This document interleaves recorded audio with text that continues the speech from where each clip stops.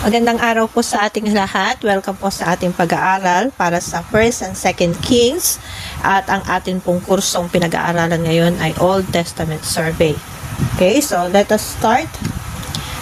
Let us read the overview kung ano nga ba ang meron sa 1st and 2nd Kings. It covers the reigns of the kings from Solomon to the final exile to Babylon, describing the united monarchy, its division into two kingdoms, which is the Israel and Judah, and the eventual destruction of Jerusalem in 586 BC. So, mamaya ako na i-explain sa inyo itong divided kingdom. Ano ba itong divided kingdom na to? But, bigyan ko lang kayo ng konting dati kasi, iisa lang ang Israel, no? Pero, kalauna, na-divide sila into two. So, mamaya explain ko pa yan further. So, the narrative chronicles the successes and failures of the kings, God's effort to guide them through prophets like Elijah and Elisha, and the consequences of their disobedience. So, ito yung mga nilalaman ng 1st and 2nd Kings. Una, yung pag-reign or pagtatalaga ng mga hari, no, after King David and then Solomon and then Rehoboam, at hanggang sa nagkaroon ng division, no? At ang naitalaga doon sa tribe of Israel ay si Jeroboam. And then sa tribe of Judah, si Rehoboam. Although the books of 1st and 2nd Kings are two separate books in our Bibles, they were originally written as one book telling a unified story. In the previous book of Samuel, David had unified the tribes of Israel into a single kingdom. God promised that from David's line would come a messianic king who would establish God's kingdom over the nation and fulfill the promises made to Abraham, until the Israel was split into two, which is the north, or yung tinatawag nating 10 tribes of Israel, and this is under King Jeroboam the first. And the south faction, which is the Judah and Benjamin tribe. So, di ba 12 tribes sila? Nung nagkaroon ng faction, kasi hindi nila nagustuhan yung pamamalakad ni King Rehoboam. So, nagkaroon ng faction, yung 10 tribes of Israel, sila ay nagkaroon ng panibagong hari, which is si King Jeroboam, at tinawag nila ang kanilang faction na North Israel. Okay? And then, sa south naman, ito naman yung tinatawag nating Judah and Benjamin. Yung dalawang tribo nanatili under King Rehoboam. Ito yung son of King Solomon. So, ang south nagpapatuloy, pero yung north, sila yung tumiwalag o umalis doon sa 10 tribes of Judah. The books of Kings tell the story of a long line of kings that came after David, but none of them live up to the promise. In fact, they ran the nation of Israel right into the ground. So, yun ang malungkot na pangyayari. Kasi nagpatuloy sa pagre-rebelde at nagpatuloy din ang mga hari sa pagtalikod, or yung tinatawag nating apostasy, pagtalikod nila sa ating Diyos, at naghanap sila ng iba't ibang mga Diyos-Diyosan nila. At ito yung nakakalungkot na part, kasi hanggang sa nabuwag na nga sila, no? So, sino ang mga important characters dito sa 1st and 2nd Kings? So, alamin natin yung mga hari at queen na talagang binigyang pansin dito sa 1st and 2nd. Of course, dahil kings ito. So, wala namang ibang pag-uusapan dyan kundi yung mga hari at yung queen na namuno. So, unahin na natin si King Solomon after King David. Humalili sa kanya si King Solomon, known for his wisdom and for building the first temple, but his reign ends in spiritual failure due to his turning to idol worship. So, si King Solomon, bagamat nung una, no, nung hindi pa siya nakakapag-asawa ng mga foreigner na babae o ng mga queen, maganda sana yung pamumuno niya kasi full of wisdom itong si Solomon. Wala siyang hiningi na pera or kayamanan sa Panginoon. Ang hiningi niya lang sa Lord, sana bigyan siya ng wisdom at naging mahusay siyang mamumuno. Kaya kilalang kilala si King Solomon bilang isang mahusay na mamumuno ng iba't ibang mga bansa. Kaya nga gusto nila na yung kanilang mga anak na babae ipaasawa kay King Solomon. Kaya dumami ng dumami yung na-accumulate ni Solomon ng mga gold, kasangkapan, etc., etc. Okay? So, Ahab, an evil king of Israel, who is a major antagonist to Elijah. His reign is marked by injustice and idolatry, with his wife Jezebel strongly supported him. So, si King Ahab, after ni King Solomon, si King Ahab na. Kaya lang ang naging problema, nung si King Ahab na, yung kanyang wife na foreigner, ay ito yung nag-implement na ipapatay yung mga lahat ng propeta ng Diyos. Nagkawatak-watak silang lahat. At included dyan si Elijah. Pumunta siya dun sa mountain sa sobrang takot niya. Pero habang nandoon siya, pinakakain naman siya ng raven, no? Yung pinadala ng Diyos na ibon para magpakain sa kanya. At doon siya nanatili sa yungib hanggang sa tinawag siya ng Diyos. Bakit ka nagtatago dyan? Lumabas ka dyan at harapin mo si Aring Ahab at saka si Jezebel. At inadap niya nga at napatay niya yung 450 prophets ni Jezebel at ni Ahab. Okay? Si King Rehoboam. So, sino ba siya? Siya ay anak din ni Solomon, whose arrogant and harsh leadership causes the kingdom to split into the northern and southern kingdoms. So, after ng mga pangyayaring ito, no, naluklok si King Rehoboam. Kaya lang ang problema kay King Rehoboam, lalo niya pinatindi. Hindi naman gumagawa ng evil works, pero matindi yung pag-i-implement niya ng mga pagbabayad ng mga taxes na hindi nagustuhan ngayon ng mga Israel. Kaya nagkaroon ng faction, yung northern. Yung northern, humiwalay sila sa southern. Yung southern, si Rehoboam pa rin, pero pagdating sa northern, si Jeroboam muna. So, who is Jeroboam? The first king of northern kingdom who institutionalizes idol worship and becomes a symbol of rebellion. Ito ang nakakalungkot kay Jeroboam. Ayaw nila na under kay Rehoboam. Nagagalit sila. Pero nag-promote naman sila ng idol worship nung nagtayo na sila. Kaya nga itong 10 tribes of Israel, nawala ito sa history. Hindi, as in, nawala talaga sila. Hindi na sila nakilala, wala nang king na sumulpot sa kanila dahil pinarusahan sila ng Diyos.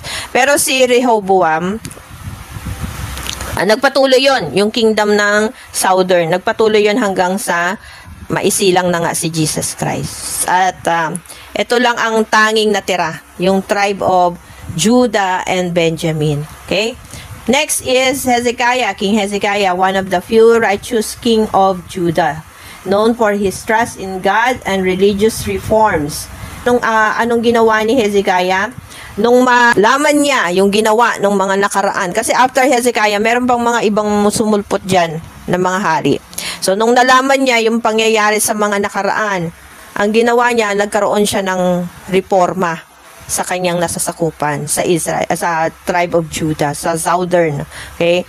At nung nagkaroon ng pagre-reforma, ayun na, nanalo na sila sa mga laban-laban, hanggang sa na-defeated niya na yung Palestinian at nag-expansion ang territory ng Judah hanggang Gaza. Kaya hanggang ngayon yung Gaza territory, kanila pa rin yun, no? Sa Israel pa rin.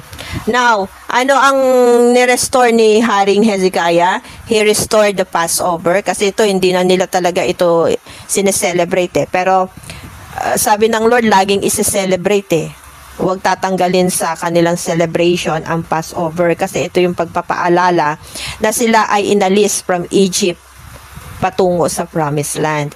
Kaya sabi ni Lord, always celebrate that. Every year, celebrate nyo yan. Kaya lang, yung mga nakaraang hari, kinalimutan na nila yan. Kaya natuluyan na nila nakalimutan si God Pero nung mabasa yan ni Hezekiah, yung manuscript, nagkaroon ng reforma nga. At ipinagpatuloy niya yung pag-i-implement ng Passover celebration. Ano pa? Inorganize niya yung mga priesthood. So, nagtalaga siya ng mga pare, ng mga Levita, no? At inilagay niya ito sa mga posisyon. O, ikaw, hawak lang ng Ark of the Covenant. Ikaw naman taga linis lang ng templo. Ikaw taga-prepare ng mga kandila. Ikaw naman taga-tugtog. Ikaw naman depende, no? Kung ano yung mga trabaho sa loob ng templo. And lead Israel to go back to God. Itong maganda kay King Hezekiah. Kaya, alam nyo, napakaganda na nangyari sa pamumuno ni King Hezekiah. Biruin nyo yun, sinabihan niya lahat ng Israel, bumalik kayo sa Lord. Kasi wala kayong ibang pwedeng puntahan maliban sa bumalik kayo sa Lord. Hindi kayo magtatagumpay sa buhay na ito. Kagaya nung nangyari doon sa 10 tribo na nagtayo sila ng faction na Northern Kingdom. At yung Northern Kingdom, hindi talaga nagpatuloy na yun. Nawala yun sa history eh. Ang natira na lang talaga is yung tribe of Judah and Benjamin sa Southern Kingdom. Kaya nga, sa atin, no, ng mga pastor, kung i-relate natin ito sa paghahari natin, sa pagiging leader natin, I'm sorry, no. Sa pagiging leader natin, kapag talaga yung nagrebelde tayo, magwalay tayo, wala talagang blessing dun eh. Kapag aalis ka or magre-rebelde ka, walang mangyayari sa'yo. Kaya ako never sumagi sa isip ko na magrebelde, yung mag-split. Kasi sa totoo lang, hindi talaga maganda yung umi-split. Magpaalam ka ng maayos kung gusto mo nang umalis. Ganun lang naman yun eh. Antayin mong i-release sa'yo yung blessing sa pag-alis mo. Diba? Mas maganda yung ganon. Kaysa sa yung biglaan ka na lang nang umalis, wala kang sinabi, wala kang dahilan, bigla ka na lang nawala, hindi po maganda yun. Ang tawag natin doon is abandoning your calling. Kapag inabandon na natin yung ating pagkatawag, mananagot tayo sa Lord. Amen? So, he almost died, but when Isaiah prayed for him, he was healed and 15 more years added to his age. Kamuntik mamatay itong si Hezekiah. Mabuti na lang pinag-pray siya ni Prophet Isaiah. At nung maipag-pray siya, gumaling siya. Nagpasalamat siya sa Lord, nag-offer siya ng thanksgiving offering. At sabi ng Lord, 15 more years ang idadagdag ko sa iyong age. Tignan niyo ako ilang beses na akong kamuntik-muntik mamatay. Diba? Pero hindi pa rin naman talaga inalaw ng Lord. Kasi marami pang ipagagawa ang Diyos sa akin. Gusto ng Lord mamuno pa ako sa pamumunong may righteousness. Amen? Now, Manasseh. Who is Manasseh? He is Hezekiah's son and the worst king of Judah. Bakit naging worst? Grabe talaga. Nag-promote ba naman siya ng widespread idolatry? Pagsamba sa Diyos-Diyosan na may kasamang child sacrifice. Yung unang anak, iyahaing handog doon sa idol na yung papatayin. At yung dugo nun, yun yung gagamitin para mag-sacrifice. So, leading God to seal Judah's fate regarding future judgment. Now, who is Hosea? Another heroic king of Judah who after rediscovering the book of the law in the temple, alam niyo si King Josiah, ang pinakabatang hari na naitala sa aklat ng hari. At siya po yung naka-discover ng book of the law dun sa temple. Tinago kasi ito ni Manasseh. Actually, pinasunog niya nga yung ibang book Pero may naiwan, may naitago sa templo. Tinago talaga ito ng mga Levita at hindi nila hinayaan na tuluyan ng mawala. At nung mahanap niya ito, nag-initiate siya ng extensive religious reforms and national repentance. Grabe ang ginawa ni King Josiah. As in, pinunit niya talaga yung kanyang damit. At lumuhod siya sa Lord. Nagpatira pa siya at nanghingi siya ng tawad. Kasama yung lahat ng mga priest na kinalimutan na si God. At sila po ay nanghingi ng tawad sa Lord. Umiyak talaga sila. His devotion is presented as a high point, though it only delayed the ultimate judgment. Nakakatuwa si King Josiah kasi talagang ang laki ng reform na ginawa niya. Ibinalik niya lahat ng tao sa pag-worship sa Lord. And then came King Jehu, a military commander anointed by Elisha to overthrow Ahab's dynasty. He executed the bloody purge of Ahab's family and Baal worshippers. though his own action eventually led to a spiral of political instability in the north. So, kaya sa panahon naman ni King Jehu, siya naman ay inatasan ni Elijah para ipapatay itong si Haring Ahab kasama yung kanyang asawang si Jezebel. Now, pag-usapan natin si Jezebel. Jezebel is a foreign queen who actively persecuted God's prophets and uses her royal power to manipulate situations, such as the murder of Naboth to seize his vineyard. He is the wife of King Ahab and became the most evil queen in the history of Israel. Grabe ang ginawa nito ni Jezebel. Pinapatay niya lahat ng mga propeta ng Diyos. Anyone na prophet ni God, pinapatay niya yun. Pero may mga natira pa. At actually yung mga yon nagsitago na. Nawala na sa eksena. Ang naiwan lang talaga is si Elisha. At challenge ni Elisha yung 450 prophets ni Ahab at saka ni Jezebel. At sabi ni Prophet Elisha, sige, maghahain tayo ng handog. Kung sino yung tutupukin ng Diyos na handog, yun yung talagang tunay na ina-accept ng Lord na propeta. At kung hindi naman, papatayin lahat ng mga propeta nyo. Kaya pinapatay yung 450 prophets na yun eh. Okay? Sinod naman ang mga prophets. Now, we have Nathan. Ito yung katapusan ng 1 Samuel and 2 Samuel, si Nathan.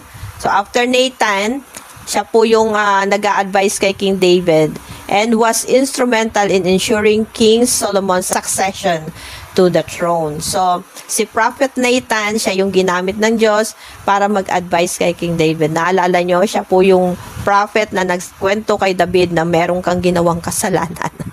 Kasi tinago-tago yun ni David yung patungkol kay Bathsheba at pagpatay doon kay Uriah. Elijah. Sino si Elijah? A prominent prophet in the northern kingdom who confronts King Ahab and the prophets of Baal. He is known for his boldness and miracles. Now, who is Elisha? Elisha naman is the disciple of Elijah, successor ni Elijah.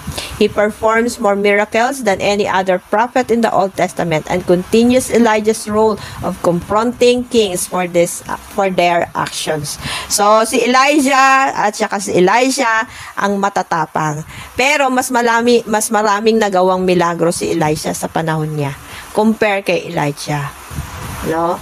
Kasi hindi tinantanan ni Elisha si Elijah. Kasi paalis na si Elijah noon eh.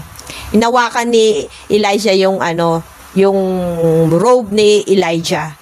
At sabi ni Elisha, hindi kita papayagang makawala hanggat hindi mo binibigay sa akin yung double anointing.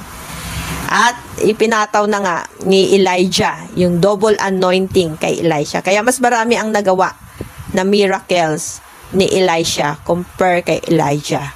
Okay? And also, there are other prophets mentioned in the Book of Kings. Hindi na natin iisa-isahin kasi hindi naman na ganun masyado yun. Sino-sino to? Si Shemaiah, si Isaiah, and the author of the Book of Amos are also mentioned throughout the books, often serving as messengers of God's will and judgment to the kings and people. Okay? So, next, the kings of north and south faction. Sino-sino ba itong mga hari na to? From chapter 12 ng 1 King onwards, the story goes back and forth from north to south, tracing the fate of both kingdoms. Each had about 20 successive kings, and as the author introduces each one, he evaluates the reigns by a few criteria. Ano-anong mga criteria na ito? Did they worship God of Israel alone? Or did they promote the worship of other gods, which is apostasy? Did they deal with idolatry among the people? And finally, did they remain faithful to the covenant like David, or did they become corrupt and unjust?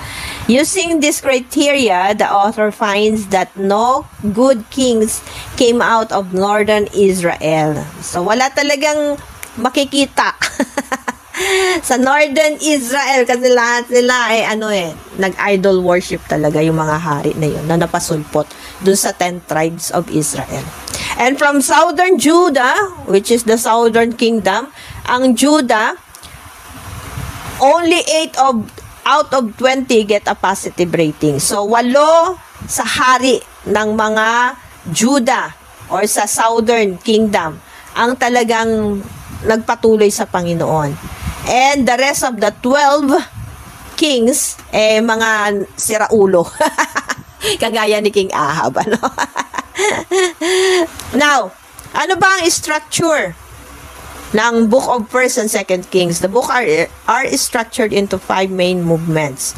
They begin and end with a focus on Jerusalem. First, with Solomon's reign and the construction of the temple, which is in 1 Kings chapter 1 to chapter 11, and the endings with Jerusalem destruction and Israel's exile to Babylon on 2 Kings chapter 18 to 25. The story leading up to this tragedy makes up the three center sections. They explain how Israel split into 2 rival kingdoms, how God tried to prevent the corruption of Israel and its kings by sending the prophets, and how exile become an unavoidable consequences of Israel's sin. Now, ano ang key themes ng 1st and 2nd Kings? Sa chapter 1 to 11 ng 1st Kings, Solomon's rise and moral failure. Dito makikita natin kung papaano si King Solomon ay talagang namuno siya ng merong wisdom na pinanggalingan kay God. Alam niyo, natatandaan niyo po ba yung dalawang babae na nagpresent ng baby sa harapan ni King Solomon? Sabi iisip si Solomon, sino ba talaga ang tunay na nanay sa inyo? O sige, para malaman natin kung sino ang tunay na nanay, hatiin ang bata. Ang sabi ng tunay na nanay, wag po ibigay na lang sa kanya kaysa sa mamatay ang bata. Sabi naman ng pangalawa, na nagkiklaim na kunwari siya ang nanay, sige, hatiin natin para walang makinabang. Ganon. Kaya doon nakita ni King Solomon na ang tunay na nanay is yung nagsabi na, sige, wag na lang po hatiin yung bata, ibigay na lang sa kanya. Kasi walang magulang or walang nanay na gagawan ng masama ang kanyang anak.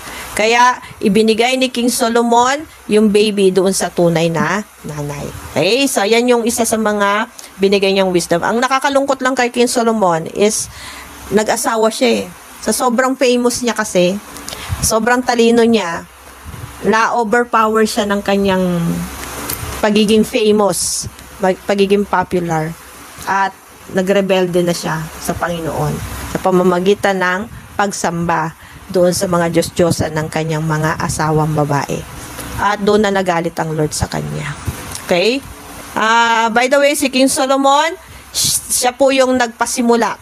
Makikita natin yun sa chapters 1 hanggang chapters 3 ng First King, kung saan sinimulan ni Haring Solomon ang paggawa ng templo ng Diyos. And then the Ark of the Covenant must be placed in the most holy of holies. So yan yung instruction ng Lord kay Solomon. Just like the tabernacle in the Torah, the golden jewels and the depictions of angels and fruit trees all symbolizes the call back to the Garden of Eden, the place where heaven and earth meet and where God dwells peacefully among His people. And then, sa chapter... Okay, so tapos na tayo dyan.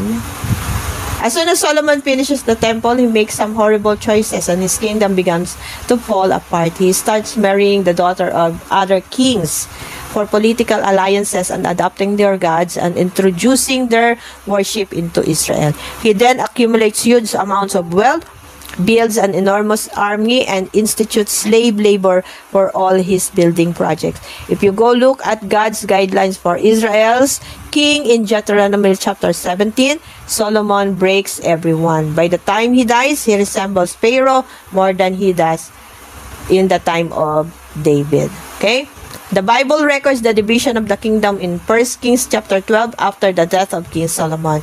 Due to heavy taxation and Rehoboam's harsh response to the people's grievances, the northern tribes broke away and kingdom split into 2. The northern kingdom of Israel, comprised of 10 tribes, and the southern kingdom of Judah, or Judah and Benjamin, comprised of tribes of Judah and Benjamin. Okay? And then, the Bible records the division of the kingdom in 1 Kings 12. Chapter 12, after the death of King Solomon, due to heavy taxation and Rehoboam's harsh response to the people's grievances, the northern tribes broke away and the kingdom split into two. The northern kingdom of Israel, ay ito na pala yung kanina. Okay? Now, the introduce of prophet as the voice of God. This connects to the other strategic purpose of the book of Kings to introduce the rule of or the role of prophets who are key figures in Israel's history. In the Bible, prophets were not fortune tellers. Rather, they spoke on behalf of the God of Israel and played the role of covenant watchdogs, calling out idolatry and injustice among the kings and the people. They constantly reminded Israel of their calling to be the light to the nation by obeying the commands of Torah. And so they challenged Israel to repent and follow their gods. So, dahil sa mga propeta ng Diyos, kung bakit yung mga hari bumabalik sa Panginoon, kung bakit ang mga Israelites bumabalik sa Panginoon. Kaya nga, pag walang propeta ang isang ministry, asahan po, pag rule lang yan ng leader, I doubt na magiging matagumpay ang isang ministry kapag ruled lang ng leader. Pero kung yan ay may kasamang mga propeta ni God, sila ang magtitame, sila ang magtuturo, sila ang magsasabi kung anong klaseng leader meron sa isang church. Okay? So, next po, for each king, dito na tayo sa 1 King chapter 17, hanggang sa 2 Kings chapter 17. So, Elijah, Elisha, and the exile of Israel. Tama ba ako? O, tama. For each king, God raised up prophets to hold them accountable. The most prominent are the northern prophets, named Elijah and his disciple, Elisha. Elijah was a wild man, a prophet who lived in the desert. His arch nemesis were the northern king Ahab and his wife Jezebel. Together, they had instituted worship of Canaan god Baal all over Israel. In a famous story, Elijah challenged 450 prophets of Baal to a contest to see which god was real. So, nabanggit ko na yan kanina. They all built altars and prayed to their gods, but only the God of Israel answered with fire. In another story, Ahab uses his royal power to murder an Israelite farmer and steal the family's vineyard. Elijah again confronts Ahab's injustice and announces the downfall of his house, kung saan kakainin sila ng aso, no? Mahuhulog sa tore si Ahab at si Jezebel at sila ay kakainin ng aso. Now, Elijah eventually passes the mantle of his prophetic leadership to a young disciple named Elisha, who asked God for twice the power and authority to Elijah. What's fascinating is how the author recounts 7 miraculous feats of Elijah and then offers stories of 14 acts of power from Elisha. While both prophets were clearly remarkable men and played the same role of confronting Israel's kings for the idolatry and injustice they caused, ultimately they were unsuccessful in turning Israel back from apostasy. Ang nakakalungkot lang kasi, dahil nga sa mga nag-i-exist na mga hari, no? At yung mga hari na ito, pinapapatay nila yung mga propeta ng Diyos. Kaya paulit-ulit na nawawala sila sa presence ni God or tumatalikod sila sa paglilingkod sa Panginoon. Ang tawag po natin dyan is apostasy. The next section begins in 2 Kings chapter 9 as the northern kingdom is struck from a bloody revolution by a king named Jehu, who destroys Ahab's family. Although he was first commissioned by God, his violence becomes excessive and creates a spiral of political assassination and rebellions from which northern Israel never recovered. Coup after coup, nagkudita, follows Jehu as each king worship other gods and allows gross injustice. It all leads up to 2 Kings chapter 17 when the big bad empire of Assyria swoops down and takes out the northern kingdom altogether. Kaya nawala na ang northern kingdom. The capital city of Samaria is conquered and the Israel And the Israelites are exiled and dispersed throughout the ancient world. 2 Kings chapter 17 is the key to remember the whole book because the author stops the story and offers a prophetic reflection on all that's happened so far. He blames the downfall of the northern kingdom on the idolatry and covenant unfaithfulness of Israel and its king. Kaya nga no, kapag ang isang leader, nagiging idolatrous siya. When we say idolatrous, hindi lang naman yan dahil sa mga ribulto eh. Yes, yan yung literal na idolatry nung unang panahon. Pero kung i-apply natin yan sa panahon natin ngayon, pwede pa rin naman na maging idolatrous ang isang leader. How? Kapag yung masyado niya nang naitataas ang kanyang sarili. At ayaw niya nang itaas yung iba. Na pwede naman, kung tutusin, pwede naman silang iangat. No? Ayaw niya. Idolatry ang tawag dyan. Yung feeling niya sa sarili niya, siya na yung pinakamataas sa lahat. No? Ang tawag natin dyan is idolatry. Yung gusto niya, pinupuri siya ng pinupuri ng mga tao. Gusto niya yung mataas ang tingin sa kanya ng tao, etc. etc. Ang tawag natin dyan is idolatry. Kapag ang leader ganyan, no, at ang leader ayaw nang bumaba, asahan niya po idolatry na yan. Okay? Now, kasi ako mga kapatid kung ako isang leader, may ginawa akong mali, at nalaman yun ng maraming tao, bababa ako sa posisyon. Hindi ko ilalagay yung sarili ko na manatili doon. Yes, magre-repent ako sa Lord, hingi ako ng tawag, pero kahihiyan eh. Diba? Baba ka na lang sa pwesto. Kasi nakakahiya naman sa kan leader tapos ganun ka. Ano yun, nakakalungkot yun. The final movement of the books of Kings tells the story of the lone southern kingdom of Judah. So, nag-iisa na lang kasi nawala na ngayon northern. So, ang natira is yung southern kingdom of Judah na lang. Here, we met some pretty heroic kings like Hezekiah who trust God when the armies of Assyria come knocking at Jerusalem's door.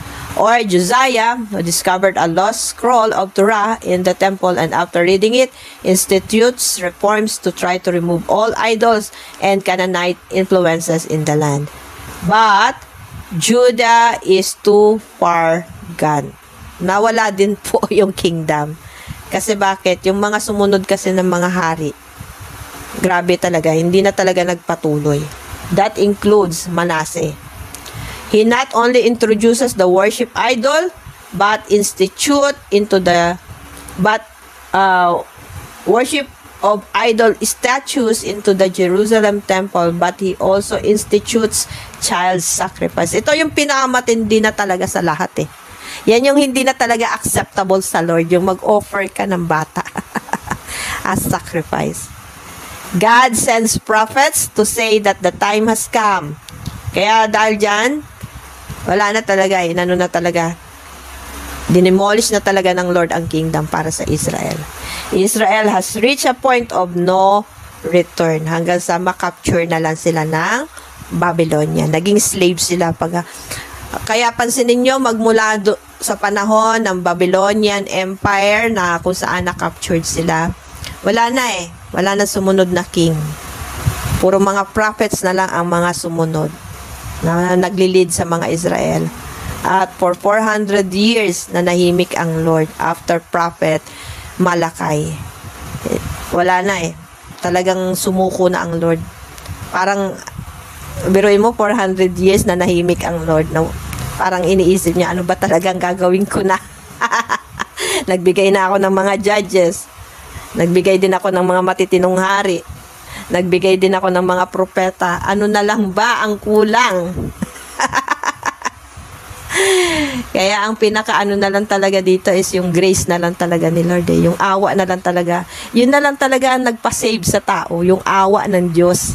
Yung pagmamahal pa rin ng Diyos sa tao. Dahil mahal niya pa rin ang tao.